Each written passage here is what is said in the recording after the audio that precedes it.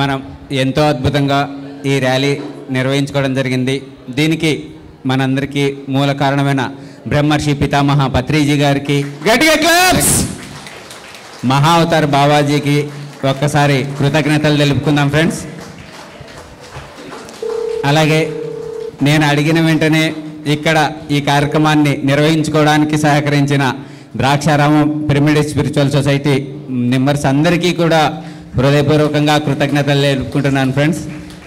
అలాగే ఈ చుట్టుపక్కల ప్రాంతాల్లో కూడా నేను ఎన్నో ప్రాంతాలు తిరగడం జరిగింది. అందరూ కూడా ఎంతో అద్భుతంగా సహకరించి అందరూ కూడా ఇక్కడ ఈ ర్యాలీకి వచ్చి అద్భుతంగా దీన్ని దిగ్విజయం చేయడం జరిగింది ఫ్రెండ్స్.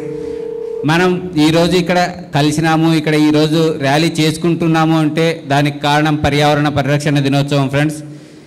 మనం ప్రతి ఒక్కరము ఏదో ఈ ర్యాలీకి వచ్చాము, మొక్కలు తీసుకెళ్ళటము లేకపోతే ఈ ర్యాలీలో తిరగడము, మనం పాంప్లెట్లు ఇవ్వటము జరగడమే కాకుండా మనం ఇక్కడి నుంచి కూడా కొద్దిగా అవేర్నెస్తో జీవించడం అనేది చేద్దాం ఫ్రెండ్స్. మనం అంటే మన గురువు గారైన బ్రహ్మర్షి పితామహ పత్రిజీ గారు చెప్పారు, భూమిపైన ఉన్న ఏ జీవి కూడా దానంతటా అవే చనిపోవాలి, కానీ ఏది మన ద్వారా చంపడం కానీ లేకపోతే హింసించబడడం కానీ జరగకూడదు అనేసి.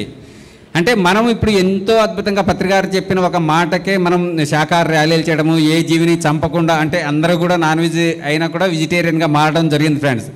అంటే మనం ఇక్కడ ఇంకొకటి కూడా పత్రికారు చెప్పారు, పత్రికారు ఎవరినే కానీ పూలు కూడా కొయ్యనియ్యరు, అంటే దానంతకు అదే ఉండేసి, అంటే దాంట్లో కూడా ప్రాణం ఉంది, అది కూడా జీవించినంతకాలం జీవించాలి అనే ఉద్దేశంతో పూలు కూడా కొయ్యనీరు. అలాంటి పత్రికారు మనకు చెప్పడం జరిగింది, అంటే ప్రకృతిలో ధ్యానము, ట్రెక్కింగ్లు ఇవన్నీ కూడా చెప్పడం జరిగింది. మనకు 1890 సంవత్సరంలోనే జగదీష్ చంద్రబోస్ గారు మొక్కల్లో ప్రాణం ఉంది అనేసి సైంటిఫిక్గా నిరూపించడం జరిగింది ఫ్రెండ్స్. మనం ఏ విధంగా జంతువులలో మాత్రమే ప్రాణం ఉంది అనుకుంటున్నామో అది కాకుండా మొక్కల్లో కూడా ప్రాణం ఉంది అనేసి మనకు ఒక యోగి ఆత్మకథ మనం బుక్ చదివితే దాంట్లో యోగానంద పరమహంస గారు ఆయన జగదీష్ చంద్రబోస్ గారిని కలవడం జరుగుతుంది. ఆయన కలిసిన తర్వాత ఆయన మొక్కల్లో ఎలా ప్రాణం ఉంది, అది మనం ప్రేమతత్వంతో ఒక మొక్క దగ్గరికి వెళ్తే అది ఎలా రియాక్ట్ అవుతుంది, అది మనం కొట్టేయడానికి వెళ్తే అది ఎంత బాధపడుతుంది అనేది మనం దాంట్లో మనం చూడొచ్చు. మళ్ళీ ఒకసారి మీ దగ్గర ఒక యోగాత్మకత ఉంటే మళ్ళీ ఆ బుక్ చదవండి ఫ్రెండ్స్.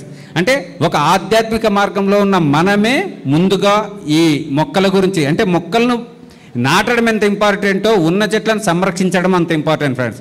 ఎందుకంటే మనం 100 సంవత్సరాలను కొట్టడానికి 5 నిమిషాల్లో కొట్టేస్తున్నాం. మనం ఒక మొక్కను నాటుతున్నాం, 2 మొక్కలు నాటుతున్నాం అంటే ఈ చెట్టు అంత 100 సంవత్సరాల ఒక వృక్షంగా తయారు కావాలంటే 100 సంవత్సరాలు పడుతుంది. ఆ 100 సంవత్సరాలు మనం ఆక్సిజన్తో ఈ భూమిపైన జీవించాలి అంటే, మనము మన పిల్లలు మన భావితరాలంతా ఆనందంగా జీవించాలంటే మనం ముందు ఉన్న వాటిని సంరక్షించుకోవాలి ఫ్రెండ్స్. ఉన్న వాటిని సంరక్షించుకుంటూ మనం కొత్త వాటిని నాటుకుంటూ వెళ్ళాలి. మనం ఎప్పుడైతే ఇలా చేస్తామో అప్పుడే మనం అద్భుతంగా ముందుకు వెళ్ళగలుగుతాం ఫ్రెండ్స్. ఇంకొకటి, మనం ప్లాస్టిక్, విపరీతమైన ప్లాస్టిక్ను వాడటం జరుగుతుంది ఫ్రెండ్స్. మనకు అంటే ఒక మార్కెట్కి వెళ్తే ఒక 10 రకాల కూరగాయలు కొంటే 10 రకాల కవర్లు తెచ్చుకుంటున్నాం. మన అవసరాలు తీరుతున్నాయి, ఆ పక్కన పడేయడం జరుగుతుంది. మన రాజమండ్రిలో మన మెడిటేటర్సే ప్రోగ్రాం పెట్టారు ప్లాస్టిక్ పైన అవేర్నెస్ కల్పిస్తూ. ఎంత అద్భుతంగా ఉంటే మనం తీసుకెళ్ళిన అంటే వేస్ట్ ఎంత మన పక్కన కాలువలు ఉంటే కాలువల్లో, లేకపోతే చెత్త మనకు సముద్రం కానీ నది కానీ ఉంటే దాంట్లో పడేయటము ఇట్లా జరుగుతుంది. అవంతా ఎక్కడికి పోతాయి ఫ్రెండ్స్? అవంతానే మళ్ళీ మనకు పొల్యూషన్గా వచ్చేసి మనకు అనారోగ్యాలుగా ఏర్పడేసి అదంతా కూడా మనకే చెడు చేయడం జరుగుతుంది. ఎంత వీలైతే అంత మనం ప్లాస్టిక్ని తగ్గించుదాం. ఎందుకంటే మనమే పత్రికారు చెప్పారు, ఒక పిరమిడ్ మాస్టర్ అనుకుంటే ఏదైనా సాధించగలుగుతాడు అనేసి. మనం ఆయన శిష్యులుగా ఆయన మనకు చెప్పిన అంటే ఎన్నో సంవత్సరాలు ఆయన మనకు బోధించిన దానికి అనుగుణంగా మనం మనతో ముందు మొదలు పెడతాం. మనం ఏదైతే స్టార్ట్ చేస్తామో మనం ఆచరించింది పక్క వాళ్ళకి చెప్తే అది జ్ఞానం అవుతుంది ఫ్రెండ్స్. మనం ఆచరిస్తూ మనం ముందుకు తీసుకెళ్దాం. అలాగే వాటర్ని కూడా వీలైనంత వరకు మనం చూసుకునేసి వాడుకుందాం ఫ్రెండ్స్, అనవసరంగా వేస్ట్ చేయకుండా. ఇవన్నీ కూడా మనం ఇన్ని రోజులు కూడా చూసింటాం, మనకు తెలిసింటుంది. కానీ ఈ రోజు నుంచి మనం దీన్ని ఆచరణలో పెడదాం. ఆచరణలో పెట్టేసి మనం అద్భుతమైన భావితరాలకు జీవితాన్ని అందిద్దాం ఫ్రెండ్స్.